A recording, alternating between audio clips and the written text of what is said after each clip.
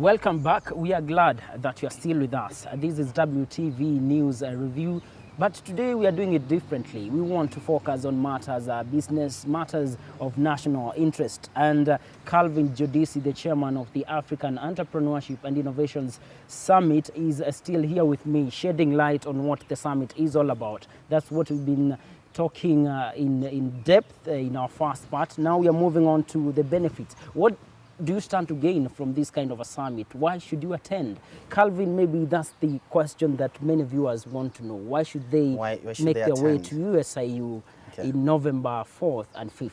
Yeah, November 5th and 6th. So we have several benefits, and benefits are divided into different categories. So we have benefits for our partners, and we have benefit for the delegates. And so if I'm going to just start with maybe delegates, because they're the main guys. So what are some of the benefits that the delegates are likely to get? So number one, we have the Ascenti Awards. The Ascenti Awards. Tell us more about the Ascenti Awards. So the Ascenti Awards, if you can reflect back, I said that last year we were able to actually build 3 businesses that if you check on our website, you'll see. And these are the people that got inspired by our last year's summit. So this year, our focus is that we want to do 5 or 10. Okay, and so this year we've been calling for application, and we've had overwhelming. I mean, we had over 100 and something applications. People submitting the application, but again, obviously, we cannot be able to award all of them. But we're going to try our best to give 5. And what are some of the awards that you're going to? Before you just proceed, let me just jump in and ask about the criteria. You've said so many people are applying. Okay, fantastic. So which criteria are you going to use to award these people that are so much interested? Oh, fantastic. So if you when somebody logs into our website, that's www.ascenti.org, and when you go to the Ascenti Awards, which is just very close to, if you click apply, and then down there it's the Ascenti Awards. And so we have different, what we've been asking is, for example, what's your idea? So number one is, what's your idea? And then number 2, what is it solving? Okay? So you have to tell us your idea and what is it solving. And number 3, how can it be projected? Because you want to look at, if it's a mobile technology, for example, how can this thing be projected? Or is it something that as long as you start it, it will end there? Because the world is changing too fast. Exactly. That you need to keep up. You need to have an idea that actually you're going to be able to keep up with the technology.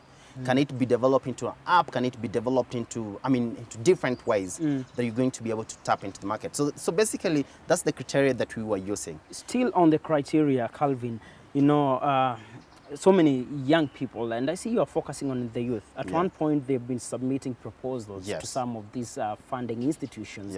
And sometimes they feel cheated and shortchanged because what happens is that they do their idea on paper, their concept, they forward, and then they are told maybe there are no funds, or maybe you do not qualify, and then that idea is implemented by someone else. So how can you assure the young people that if they are submitting this idea for an award entry, I mean, it won't be stolen, so to speak, because that's what has been happening in this country. And I see you will also have gurus on intellectual property. How exactly are you merging that? So how are we merging that? So number one is that we want to assure you that your idea is not going to be stolen. And so, number one, these ideas are not going to go to the public. We're not publicizing your ideas without your consent. Number 2, the team that's going to look into these different ideas actually is a team of only 4 people. Okay, and these are the partners that are committed to support some of these ideas. So we have like a partner like Vilgro, which is a health incubation. We have HiHub as a partner. And basically they're the partners that will be able to check on and who qualifies. But again, even if you're not selected, that does not mean that your idea is not viable enough. I mean, you are the one who submitted that idea, and so you have to believe on that crazy idea that you have so that it can be, because you're the one who has the dream. And one thing I always tell mostly young people is that this notion of like, I'm going to submit my idea, they're going to steal my idea, and sometimes they say, oh, Safaricom steals ideas and all that. I always tell them that you have to try your idea, because if you sit back with that idea and think that somebody's going to steal it, you actually might not even succeed. And then another thing is that nobody can implement your idea as best as you would. It's just the same as the market. If you go to the market, just a typical market at home, the 5 people, there are 10 people selling tomatoes. Okay, same tomatoes. Some are cutting, some are not cutting, but you do know at the end of the day, all these people go home happy. Yes. They all go home happy. But you have all that line of tomatoes, 20 of them. The same thing happens to the charcoal industry. If you go back at home, you find like so many people 20 people are selling, engaging that business. But have they ever told you that, I'm closing down? Still in business. Yeah. Now, we are talking about the African Summit Awards. This is coming up next month, and you can always apply. I think the window is still open. Yeah, the window is still open. Forward your idea by visiting the website that is www.ascenti.org. Tell us also what you think concerning his ideas, that is, submit your ideas regardless of whether you should not be so concerned who is going to take your idea at the end of the day, because you are the best person to implement that idea. What do you think about that? Our SMS line is 20058. Our Twitter handle is the WTVKE. Use the hashtag News Review, and on Facebook you'll find us WTV Kenya. Now moving on to other benefits. You've talked of awards. What else? What else? So next year, so the plan for Ascenti, and that's already begun, is that we've got a call from different countries that want to actually host Ascenti. Okay. And this is focused on Sustainable Development Goal.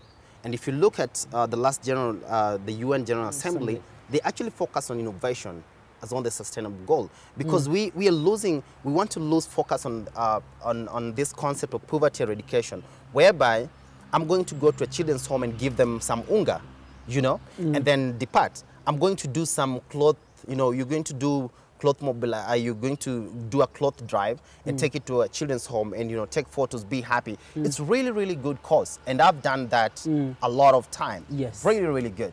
But now we're looking into more innovative ideas. How can you add value, for example, if you're talking about, let's say you're in nutrition, and you want to go to this children's home and, maybe the health of the kids are not doing well because they're not eating balanced diet. Is there an input that you can be able to put there? And that will be something that's going to add a lot of value. And that's why right now the UN are focusing on innovation. And so we've been having calls from Botswana, Rwanda, and even Uganda. And we want to now start from next year, we want to be hosting several of this summit, several of these trainings in different countries. And it's just a way of bringing these young people together, support them with the ideas. And we're going to do it differently. The way we're going to do it differently is that we want the business leaders plus the leaders in those particular countries to actually support their own. Support their own. Yeah, because every country, like if you look at Kenya, how many millionaires do we have? And if you look at most of these startups, they actually rely on Silicon Valley. Somehow you'll find that if it's a very established, they either have a director from San Francisco in the US that's tapping into that.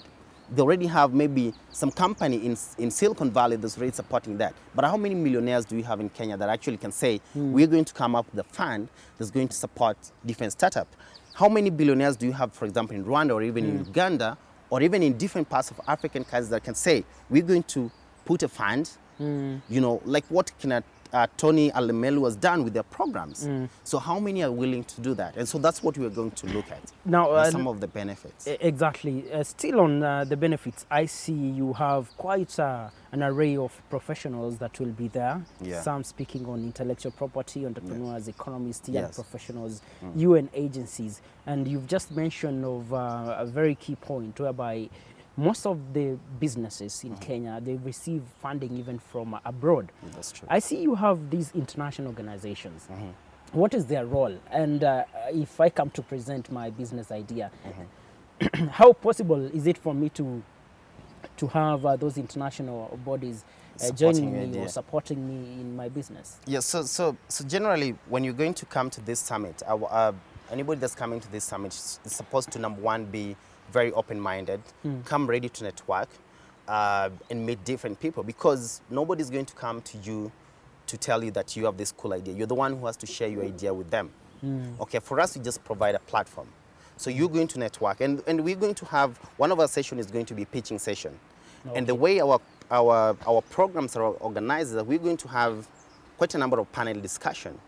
And this panel discussion, in all this panel discussion, we'll be having each 2 delegates to make a presentation. Oh, okay. Okay? So for example, if the first day we're going to talk about the theme of the conference, which is Africa Rethinking Innovation. So we're going to have different guys who have innovative ideas to do a 5-minute presentation, if it's a video or a PowerPoint. And so, in that time, you know, we'll be having, I mean, some of our very great speakers, like, I mean, Manu Chandare, like Kamal, who is the founder of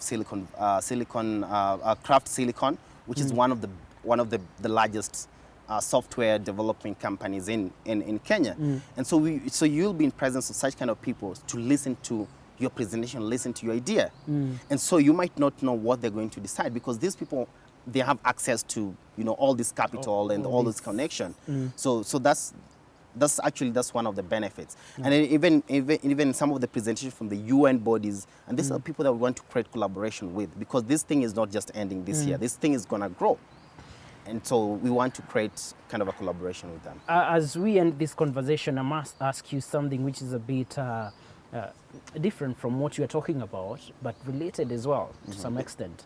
And this is all about what Kenya, or what the government is doing rather, to support young entrepreneurs in this country. Do you think we're on the right track? I mean, we're on the right track, but what I can say is that we've not effectively done it.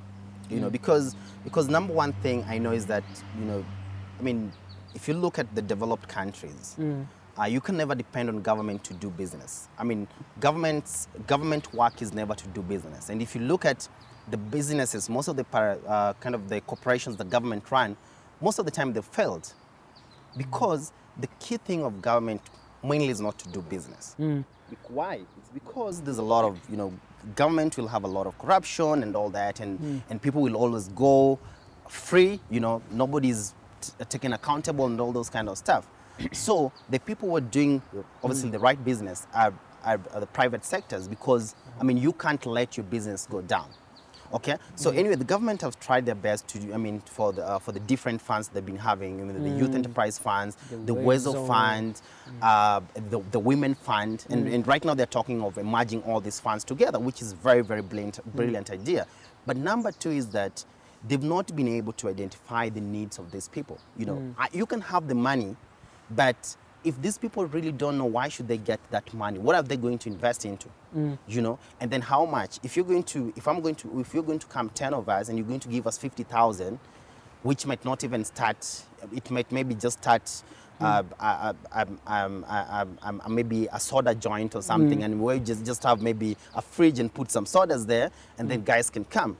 But now you want to look at, so maybe one of the challenges that we could give to the government, I don't know if they can be able to do that, is number one, they need to do a good survey on what are some of the business trends that these young people need. Yes, that young people need to. Yes, if it's agribusiness, how much will they need to be able to set up this?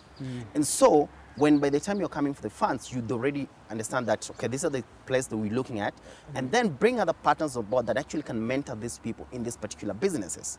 So that when you give them your money, you know that money, so sure that, yes, the money is going to be used in a good way, because we're not looking at the way, you know, we're just not looking as government. I don't think they're just looking at the way, like saying, you know, at the end of the day, say, you know, we had money and we gave it to young people. But we are looking at the government saying that we had money and we gave young people, and we even give them the business ideas to invest into, and at the end of the day, this is what they've been able to do, and this is the results, and this is the impact. Wow, yeah, powerful so there. In fact, Calvin, we can only wish you the very best in the African Summit on Entrepreneurship and Innovation. And let's keep the conversation going. I believe you're on Twitter. Yeah, actually, we're on Twitter. So my Twitter handle is at Calvin Jodisi. Yes. Our conference Twitter handle is at Ascenti KE. That's our Twitter handle. You can go to our website, which is www.ascenti.org, and apply. And even partners would like to also come on board. You can go to our on our website /partner. You're going to get the different categories of partners. You can come for exhibition and all those kind of stuff. And we have, I mean, amazing partners who supported us, like Chess Bank. We have Saiton Investments. We have Steamer Sacco. We have obviously iHub that's also supported us, Will Grow, and other many partners that have come on board, like Mobicash as well. They've been very supportive to us as well. Amazing there. Now, we've been talking to Calvin Jodisi. This is the chairman of the African Summit on Entrepreneurship and Innovation. It's supposed to take place on 4th and 5th and 6th November. Sorry, that is just a matter of 2 weeks. And we are looking forward to see what Africa has to offer. Because Africa basically has been having a robust economic growth, average of 5% per annum. This shows the need to invest in Africa because it's one of the fastest growing regions in the world. Now, we call it a wrap, but you can always tell us what you think concerning our news review today. And for Jodisi, you can always find him on WTV Startup Show. So, till we meet again, have a nice time.